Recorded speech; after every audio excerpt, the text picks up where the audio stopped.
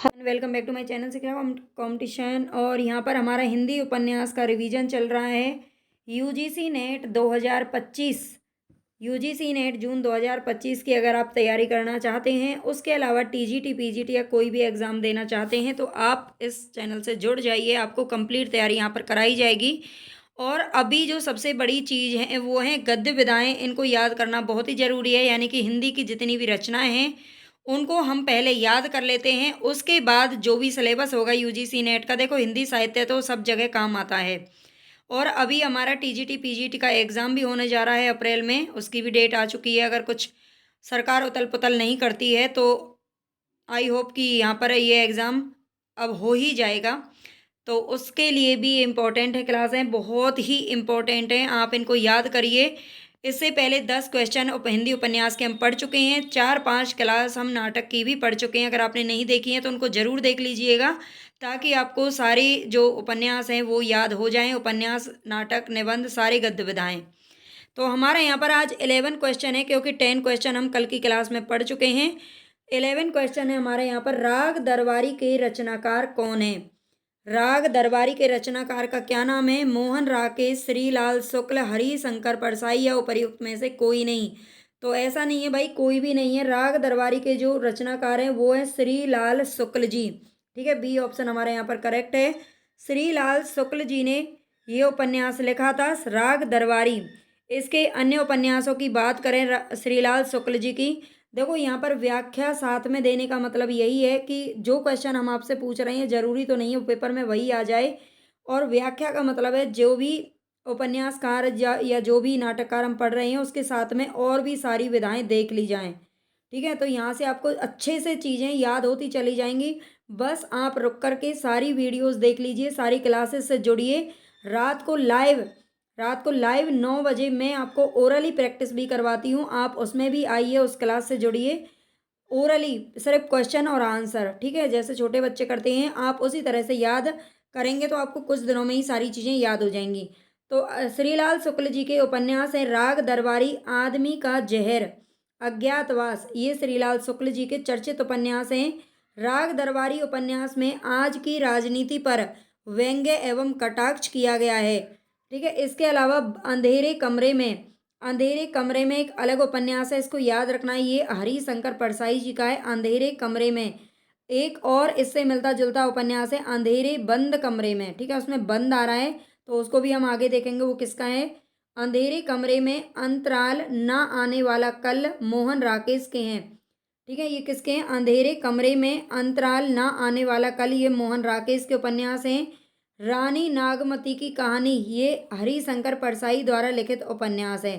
अंधेरे कमरे में मोहन राकेश का है। अंतराल, ये मोहन राकेश का है, ना कि हरिशंकर परसाई का, इसको याद रखना है। अंतराल ना आने वाला कल।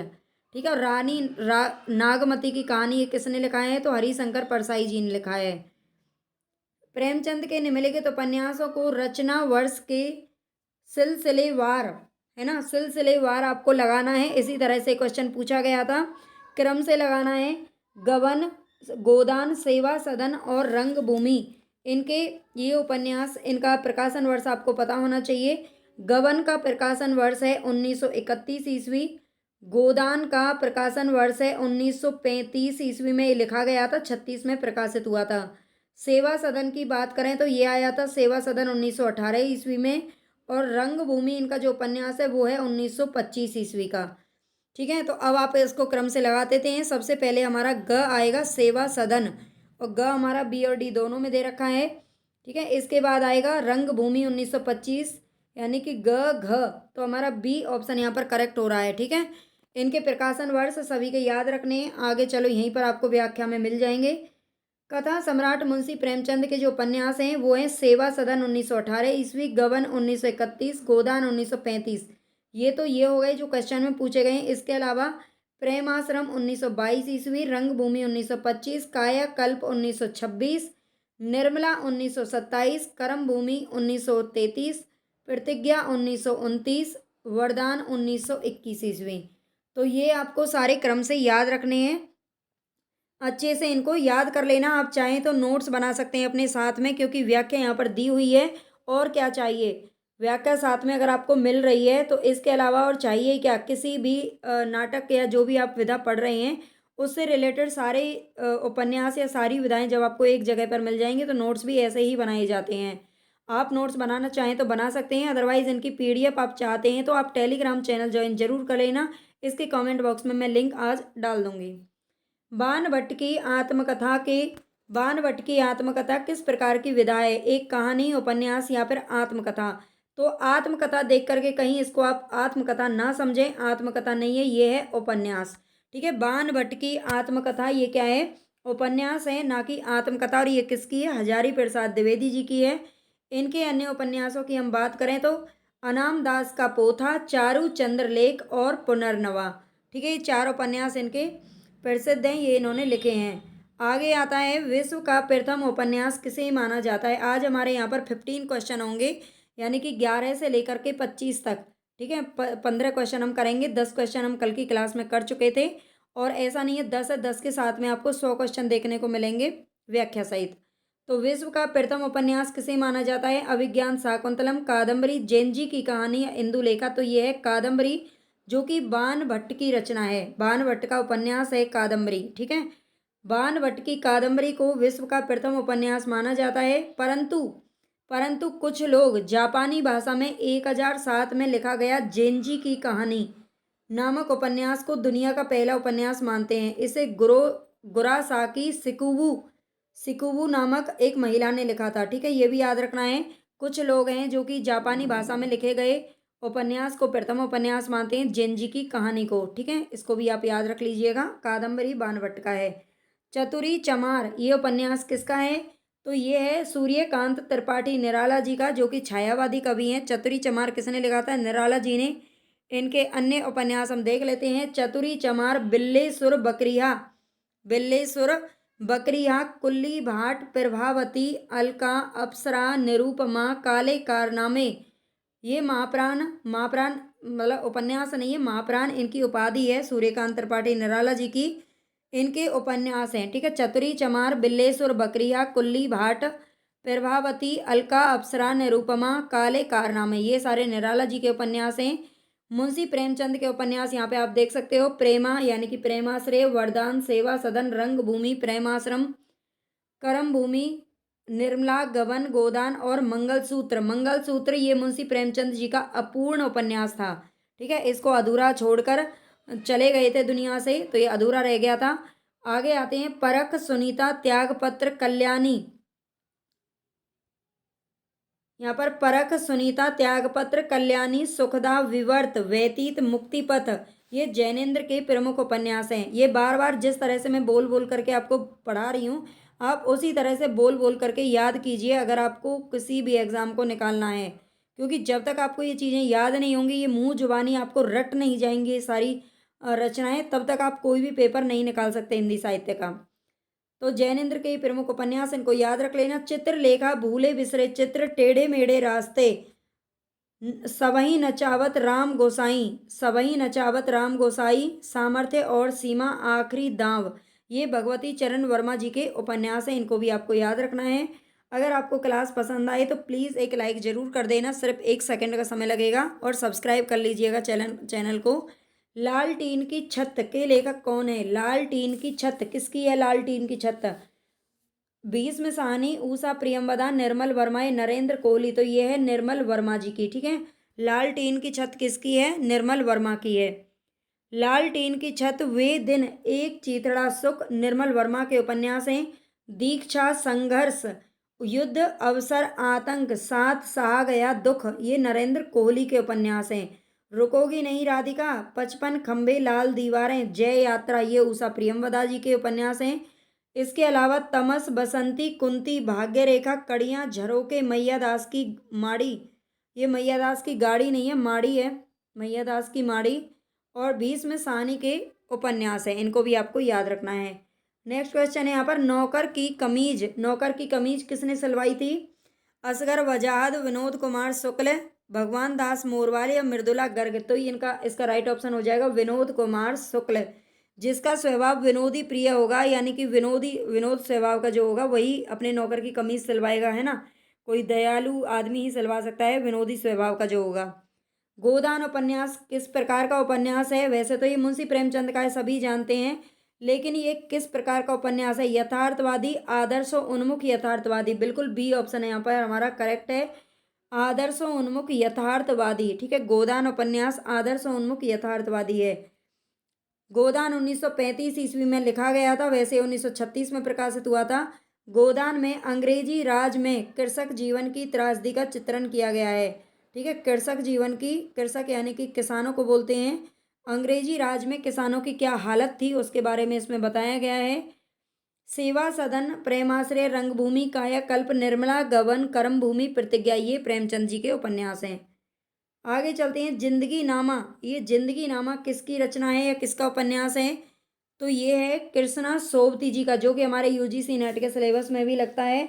जिंदगी नामा ये किसका है? कृष्णा सोबती का उपन्यास है जिंदगी नामा। इनके भी हम देख लेते हैं, यहाँ पर कुछ महिला उपन्यासकार हैं। जिंदगी नामा, दिलो दानिश, सूरजमुखी अंधेरे में, सूरजमुखी अंधेरे के, यारों का यार, मित्रों मरजानी, डार से बिछड़ी, ए लड़की, ये सभी कृष्णा सोबती जी के उपन्यास हैं। ठीक है, आप इनको 2-3 बार ऐसे बोल बोल के रिपीट करिए मेरे साथ में, बाद में जैसे भी है ना आपको याद हो जाएंगे बिल्कुल। कंठ गुलाब, ये कठ गुलाब है, कंठ गुलाब नहीं है, कठ गुलाब, चित कोबरा, उसके हिस्से की धूप, वंशज अनिस, ये अलग अलग हैं, वंशज अनिस, मैं और मैं आदि, ये मृदुला गर्ग जी के उपन्यास हैं। ठीक है, मृदुला गर्ग ने लिखे हैं कठ गुलाब, चित कोबरा, उसके हिस्से की धूप, वंशज अनिस, मैं और मैं। महाभोज आपका बंटी, महाभोज और आपका बंटी, ये मन्नू भंडारी द्वारा लिखित उपन्यास हैं। रुकोगी नहीं राधिका, 55 खंबे लाल दीवारें, जय यात्रा, ये उषा प्रेमवदा जी के उपन्यास हैं। आगे चलते हैं, रूपा जीवा उपन्यास किसका है? लक्ष्मी नारायण लाल, लक्ष्मी नारायण शर्मा, राजेंद्र यादव या फिर अमृतलाल नागर का है। रूपा जीवा उपन्यास किसका है? तो हमारा ये ऑप्शन सही हो जाएगा लक्ष्मी नारायण लाल का। ठीक है, जिसका रूप निखरा हुआ होता है ना, वो कैसा होता है? बिल्कुल लाल लाल उसका चेहरा पड़ जाता है ना। छायावादोत्तर काल के सामाजिक उपन्यासकार लक्ष्मी नारायण लाल ने लिखा था रूपा जीवा, मन वृंदावन। लक्ष्मी नारायण लाल का मन कहाँ पर है? वृंदावन में। धरती की आंखें, काले फूल का पौधा, इन उपन्यासों की रचना की थी। इन उपन्यासों में लक्ष्मी नारायण लाल ने अनेक सामाजिक विसंगतियों को उभारने की कोशिश की थी। प्रेत बोलते हैं, किसने देखे हैं कि प्रेत बोलते हैं, है ना, उखड़े हुए लोग, इन उपन्यासों की रचना की थी राजेंद्र यादव ने, जो कि मन्नू भंडारी जी के कौन थे? घर के मुखिया, यानी कि उनके पति परमेश्वर थे। ठीक है, राजेंद्र यादव की पत्नी थी मन्नू भंडारी, राजेंद्र बाला घोष के नाम से उन्हें जाना जाता है, और उन्होंने इन उपन्यासों की रचना की थी। दोनों ही लेखक थे, है ना, लेखक लेखिका थे दोनों के दोनों ही। प्रेत बोलते हैं, उखड़े हुए लोग, ये किसने लिखा है? राजेंद्र यादव जी ने लिखा है। नवाबी मसनद, सेठ बांकेलाल, अमृत और विष, महाकाल, बूंद और समुद्र, शतरंज की मोहरें, सुहाग के नुपुर, मानस का हंस एवं एकदा नैमिषारण्य, ये अमृतलाल नागर जी के उपन्यास हैं, जो कि बहुत ही इंपॉर्टेंट है। अमृतलाल नागर जी के उपन्यास भी एक आध क्वेश्चन में हमेशा पूछा ही जाता है। निम्नलिखित में से अमृत राय का उपन्यास कौन है? अमृत राय हैं मुंशी प्रेमचंद जी के पुत्र थे अमृत राय जी। विषाद मठ, हुजूर, बीज, दुख मोचन, तो इनमें से सी ऑप्शन हमारे यहाँ पर सही हो जाएगा। जो बीज है ये किसने लिखा है? अमृतलाल ने। ठीक है, सॉरी, ये अमृत राय ने लिखा है, अमृतलाल नहीं है। छायावादोत्तर काल के उपन्यासकारों में कथा सम्राट प्रेमचंद के पुत्र थे अमृत राय। उन्होंने बीज, नागफनी का देश, हाथी के दांत, इन उपन्यासों की रचना की थी। दुख मोचन जो उपन्यास है ये बाबा नागार्जुन का उपन्यास है, बाबा के नाम से जानते थे, वैसे बाबा नहीं थे। सन्यासी किसकी कृति है? यशपाल, नागार्जुन, निराला या ईला चंद्र जोशी। तो जोश जोश में क्या बन जाते हैं? सन्यास, है ना, सन्यासी बन जाते हैं, यानी कि सन्यास ले लेते हैं जोश जोश में। जब गुस्सा आता है या किसी चीज़ से हमारा मन हट जाता है तो हम जोश जोश में क्या ले लेते हैं? सन्यास ले लेते हैं। सन्यासी किसकी है? तो ईला चंद्र जोशी की रचना है।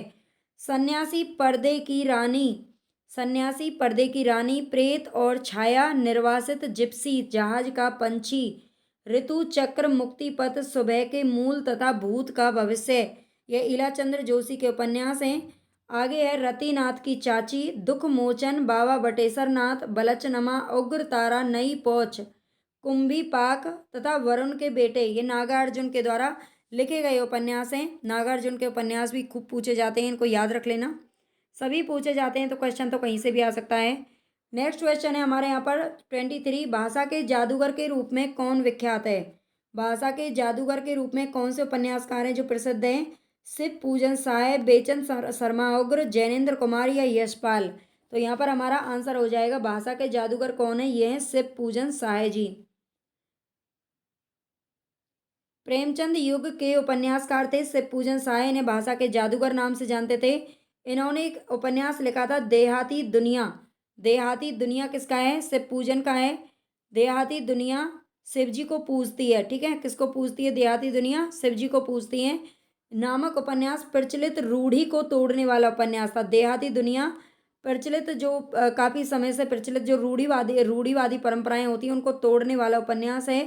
प्रेमचंद युग के सबसे अक्खड़ उपन्यासकार कौन थे? तो बेचन शर्मा उग्र थे। नाम तो इनका बेचन शर्मा ही था, लेकिन उग्र की उपाधि इनको दी गई थी। चंद हसीनों के खतूत, दिल्ली का दलाल, शराबी, बुधुआ की बेटी, इन उपन्यासों की रचना की थी किसने? उग्र जी ने, ठीक है। चंद हसीनों के खतूत, दिल्ली का दलाल, शराबी, बुधुआ की बेटी। जैनेन्द्र ने परख, त्याग पत्र एवं सुनीता नामक उपन्यासों से हिंदी उपन्यासों को नई दिशा देने का सफल प्रयास किया था।